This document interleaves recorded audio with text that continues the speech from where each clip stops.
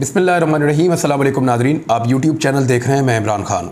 हम लोगों का खदशा है सिक्योरिटी इदारों का इलेक्शन कमीशन को इंतखाबात ना करवाने का मशवरा सामने आया। अब इसका पूरे का पूरा पोस्टमार्टम मैं करूँगा, कोई बुरा ना मनाए मेरी बात का, क्योंकि तमाम चीज़ें हक़ाइक़ के सामने मैं सामने रखूँगा और बाकायदा इसके ऊपर रिसर्च करके हमने डाटा इकट्ठा किया है और अभी मैं पूरा पोल खोल दूँगा थोड़ी देर के अंदर अंदर।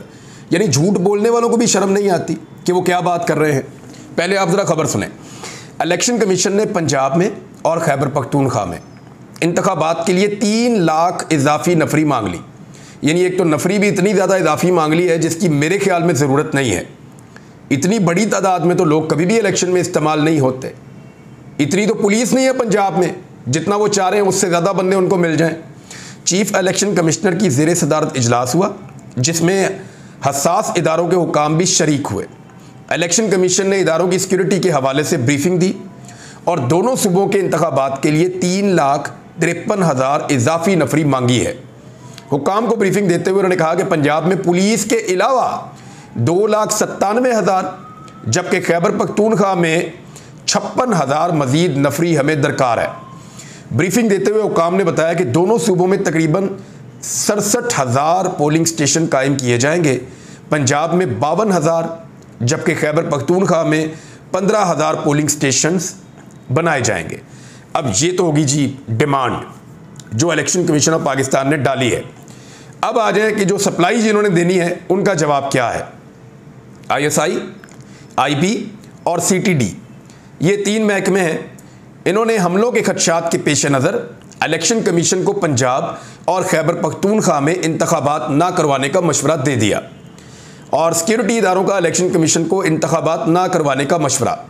चीफ इलेक्शन कमिश्नर की ज़ेर सदारत इंतखाबात के इनेकाद और सिक्योरिटी से मुतालिक एक अहम इजलास, ये जो मैं जिसकी आपको बात बता रहा हूँ, इसी इजलास के अंदर हसास इदारों के हुकाम शरीक हुए और जो कुछ उनसे मांगा गया तो उन्होंने कहा कि मौजूदा सिक्योरिटी थ्रेट्स की बुनियाद पर इस वक्त इलेक्शन ना करवाने का मशवरा दिया गया और खुफिया इदारों ने इंतखाबात करवाने की मुतफ़िक़ा तौर पर मुखालफत कर दी है। ISI, IB और CTD हुकाम ने राय दी है कि पंजाब और खैबर पख्तूनख्वा असम्बलियों के इंतखाबात के इनेकाद के लिए माहौल साजगार नहीं है।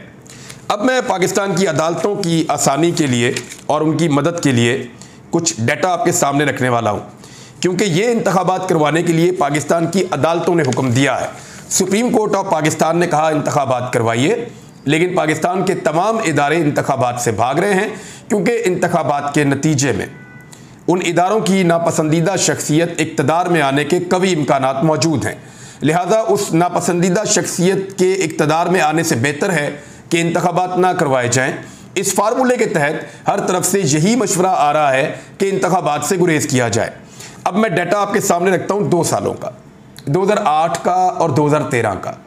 अगर आप चाहें तो मैं आपको 2018 का भी बता सकता हूँ दहशतगर्दी के वाक़यात के हवाले से कि दहशतगर्दी तब कितनी थी और आज कितनी है। लेकिन एक बात याद रखिएगा, जब से पाकिस्तान में रजीम चेंज ऑपरेशन हुआ है, रजीम चेंज ऑपरेशन होने के बाद और ख़ास तौर पे जब अमेरिका का अफ़गानिस्तान से इनखला हुआ और पाकिस्तान ने इस पॉलिसी को सही तरीके से नहीं चलाया मुबैना तौर पे, तो फिर हुआ ये कि पाकिस्तान में दहशतगर्दी की वेव में या लहर में इजाफा हुआ है। ये जो इजाफा है ये 52% का है।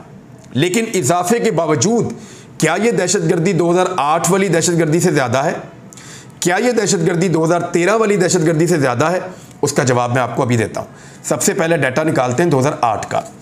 2008 में पाकिस्तान में जो दहशतगर्दी के टोटल वाक़यात हुए वो थे 1149। 1149 दहशतगर्दी के वाक़यात 2008 में हुए थे, जिनमें मरने वालों की टोटल तादाद जो थी वो 6,683 थी। यानी लगभग 6683 लोग इसमें जान से चले गए थे। 1,796 सिविलियन शहीद हो गए थे, 647 सिक्योरिटी फोर्सेस शहीद हो गए थे, जबकि लगभग 3700 के करीब दहशतगर्द मारे गए थे और 516 लोग ऐसे थे जिनकी शनाख्त नहीं हो सकती कि ये सिविलियन हैं, कहाँ से आए हैं, कौन लोग हैं। 516 लोगों की शनाख्त नहीं हो सकी थी। ये 2008 का मैं आपको बता रहा हूँ। अब आ जाएं 2013 में कितनी दहशतगर्दी हुई। 2008 में इलेक्शन हुआ था पीपल्स पार्टी और PMLN ने मिलकर हुकूमत बनाई थी, और ये दौर था परवेज़ मुशर्रफ साहब सदर पाकिस्तान थे उस वक्त, आपको याद आ गया होगा। अब आ जाए 2013 में, जब नवाज शरीफ साहब को वज़ीर आज़म बनाया जाना था, अदलिया की तहरीक चलने के बाद, सारा माहौल ठीक हो जाने के बाद नवाज शरीफ साहब के लिए साजगार माहौल बनाया गया ताकि नवाज शरीफ साहब पाकिस्तान के वज़ीर आज़म बन सके। 2013 में जो दहशतगर्दी के वाक़यात हुए उनकी तादाद थी 2034, और इनमें जो लोग जान से गए उनकी तादाद थी 5294, और जो सिविलियन की शहादतें हुई थी इसमें वो थी 2713, और 665 सिक्योरिटी फोर्सेस शहीद हुए थे, और इसके अलावा 375 ऐसे लोग थे जिनकी शनाख्त नहीं हो सकी थी। यानी अगर हम इकट्ठा करें कि 2013 के अंदर टोटल नुकसान कितना हुआ पाकिस्तान वाली साइड के ऊपर लोगों का, तो ये 3500 से ज़ायद लोग शहीद हो गए थे सिविलियंस और सिक्योरिटी फोर्सेस के मिलाकर, और जो वाक़यात थे वो 2034 थे। ये 2013 की बात है। अब आ जाएं आप 2023 में। 2022 का डाटा भी मैंने निकाला है। 2022 का डाटा ये बताता है कि टोटल वाक़यात जो हैं वो 209 हुए हैं। 209 वाक़यात का मतलब है कि पहले से बहुत कम, यानी कि 5-6 गुना कम, और जो सिविलियन की शहादतें हुई हैं वो 380, और जो सिक्योरिटी फोर्सेस हैं वो 608। अगर आप इसका मवाजना करें 2008 और 2013 की निस्बत तो बहुत ही कम है। हालांकि रजीम चेंज ऑपरेशन के बाद दहशतगर्दी 52% के करीब बढ़ी है। ये रिपोर्ट हुई है आलमी सतह के ऊपर मुख्तलिफ जरीदों में, मुख्तलिफ अखबारात के अंदर। अब आप इस बात पे आ जाएं कि 2008 में और 2013 में जो दहशतगर्दी हुई उसके मुकाबले में 2023 के जो 3 महीने पहले उनमें दहशतगर्दी का तनासुब क्या रहा। अब हमने पूरे साल की एवरेज निकालने के बाद उसको डिवाइड किया, और फिर जो हमने एवरेज निकाली वो हम आपको डाटा बता देते हैं। एक वाक़या बहुत बड़ा हुआ है जिसमें 100 सिक्योरिटी फोर्सेस के 100 से ज़्यादा लोग शहीद हुए हैं। पेशावर की जो मस्जिद के अंदर एक बदकिस्मत वाक़या हुआ बहुत बड़ा। जो वाक़यात हुए हैं 2023 में वो 195 हैं, सिविलियंस 20 और सिक्योरिटी फोर्सेस के 175 लोग शहीद हुए हैं। टोटल 195 लोग शहीद हुए हैं, और ये 3 महीने का डाटा है। अब अगर आप इसका मवाजना करें 2008 और 2013 के साथ, तो दहशतगर्दी के वाक़यात इस वक्त 2008 की निस्बत वाक़यात 4 गुना कम हैं, और जो शहादतें हैं वो 3 गुना कम हैं 2008 की निस्बत। 2013 की निस्बत 2023 में वाक़यात 6 गुना कम हैं और शहादतें 4 गुना कम हैं। यानी 2023 में 2008 और 2013 की निस्बत 4 से 5 गुना वाक़यात और जो शहादतें हो रही हैं वो कम हो रही हैं। गो के पिछले सालों की निस्बत कुछ बढ़ गई हैं, क्योंकि रिजीम चेंज ऑपरेशन के बाद पाकिस्तान की पॉलिसी का भी फ़र्क पड़ा, और अफ़गानिस्तान के अंदर अमरीकी इनखला के बाद शायद हम अच्छी तरह मैनेज नहीं कर पाए, और कहीं हमारी गफलत रही, कोताही रही, जिसकी वजह से पाकिस्तान में कुछ दहशतगर्दी बढ़ी है। लेकिन ये 2008 और 2013 की निस्बत नहायत कम है। ये मैं आपको डाटा की बुनियाद पे कह रहा हूँ, और ये डाटा है साउथ एशिया टेररिज्म पोर्टल का। ये डाटा पाकिस्तान के अंदर जितनी खबरें छपती हैं तमाम अखबारात के अंदर, तमाम टीवी चैनल्स के अंदर, उनकी बुनियाद के ऊपर जो जो दहशतगर्दी का वाक़या रिपोर्ट होता है उसकी बुनियाद के ऊपर ये एक डाटा कंपाइल करते हैं, और हर साल उस डाटा को जारी करते हैं। महीनों के हिसाब से भी ये डाटा जारी रहता है। तो ये डाटा ये बता रहा है कि 2008 में दहशतगर्दी 4 से 5 गुना ज़्यादा थी, 2013 में 4 से 6 गुना ज़्यादा थी आज की निस्बत। तो तब तो इलेक्शन करवाया गया, तब एक दफ़ा परवेज़ मुशर्रफ साहब ने इलेक्शन करवाया, क्योंकि उस वक्त अमेरिका ने पाकिस्तान को दबाव डाला हुआ था कि फौरी तौर पे इलेक्शन करवाओ, और अमेरिका चाह रहा था कि इक़्तिदार जो है वो पीपल्स पार्टी PMLN के पास आए। सबको पता है इस बात का। चौधरी बरादरान खुद बता चुके हैं कि अमेरिकन हमें मिलने आए और उन्होंने पहले ही बता दिया कि आप इलेक्शन हारने जा रहे हैं। इसके बाद जो 2013 था उसमें पाकिस्तान की एस्टेब्लिशमेंट को बहुत जल्दी थी कि नवाज शरीफ साहब को इक़्तिदार दिया जाए जल्द अज जल्द, और फिर नवाज शरीफ साहब को तकरीबन ज़बरदस्ती इक़्तिदार दिया गया। 2013 में टिका के धांधली की गई, जिस पे इमरान खान साहब बड़े लंबे अरसे तक प्रोटेस्ट भी करते रहे हैं। तो ये जनाब मैंने पूरी सूरत हाल आपको रख दी कि एक्चुअली पाकिस्तान में सिक्योरिटी का थ्रेट नहीं है, थ्रेट इमरान खान का है। थ्रेट ये है कि जिसको रजीम चेंज ऑपरेशन के नतीजे में निकाला है वो कहीं वापस ना आ जाए। एक्चुअली थ्रेट ये है। दूसरी जानिब जो बेचारा मलंग आदमी यहाँ जमान पार्क के बाहर इमरान खान साहब के घर के बाहर बैठता था और दिन रात वहीं पे रहता था, उसकी फैमिली के ऊपर प्रेशर रिपोर्ट हो रहा है। और जो प्रेशर रिपोर्ट हो रहा है ये इंतहाई नामुनासिब बात है और इंतहाई गलत और घटिया हरकत है। यानी पहले एक मासूम शख्स को कत्ल किया गया, एक ऐसा शख्स जो सिर्फ नारे लगा सकता था, बातें कर सकता था, जज्बाती जुमले बोलता था, वो तो बोलने में भी किसी को गाली लगा के किसी के साथ लड़ाई नहीं करता था बेचारा। फिजिकली तो वो किसी को हार्म कर ही नहीं सकता था। जब उसको पकड़ने आए तो उसने आराम से गिरफ्तारी दे दी और वो गाड़ी के अंदर से भी मुस्कुरा रहा था और कह रहा था कोई बात नहीं, खान के लिए जान भी हाजिर है। और सीरियसली उसकी जान ले ली उन्होंने, सीरियसली उसकी जान ले ली उन्होंने। अब उसकी वीडियो देखते हैं तो बहुत तकलीफ होती है। इमरान खान साहब को जब मैं मिला था उन्हें काफ़ी तकलीफ है इस बात की कि वो इस नौजवान को मिल नहीं पाए, और मुमकिन भी नहीं होता। बाहर हज़ारों लोग हैं, सब मिलना चाहते हैं इमरान खान साहब को। अगर वो एक एक करके भी अंदर बुलाएं तो उन्हें मिलने में महीने लग जाएंगे, और सब मिलना चाहते हैं तो ये एक प्रॉब्लम तो रहेगा। लेकिन इस किस्म के लोग जो बेचारे थोड़ा बढ़ के होते हैं, थोड़े से हैंडीकैप भी हैं, तो इमरान खान साहब को उन्हें मौका देना चाहिए और ऐसे लोगों से मुलाकात करनी चाहिए जो बेचारे अपनी ज़िंदगी को पूरा वक्त कर चुके हैं। अब दूसरी जानिब कुछ चीज़ें और रिपोर्ट हो रही हैं। उसमें फवाद चौधरी साहब ने एक ट्वीट किया, उन्होंने कहा कि इंसाफ वकला विंग के मुताबिक अली बिलाल शहीद के वालिद को कल जनाजे के बाद अगवा कर लिया गया और वो इनके ख़ानदान के लोग पुलिस की हिरासत में हैं। अब वही होगा जो होता आ रहा है कि पुलिस की हिरासत से एक वीडियो आएगी कि हमने मोहसिन नकवी और पुलिस को माफ़ किया, लेकिन ये मुल्क उनको माफ़ नहीं करेगा। देखें, मुद्दई तो उनके वालिद ही बनेंगे। जो ज़िले शाह था उनके वालिद ही मुद्दई बनेंगे, और पुलिस ने अपनी मुद्दईयत में तो मुकदमा दर्ज कर लिया है। उनके वालिद को ले जाया गया था, आज अदालत में कोशिश की गई कि उनका एक बयान करवा लिया जाए, लेकिन वो जुम्मे की वजह से हो नहीं सका।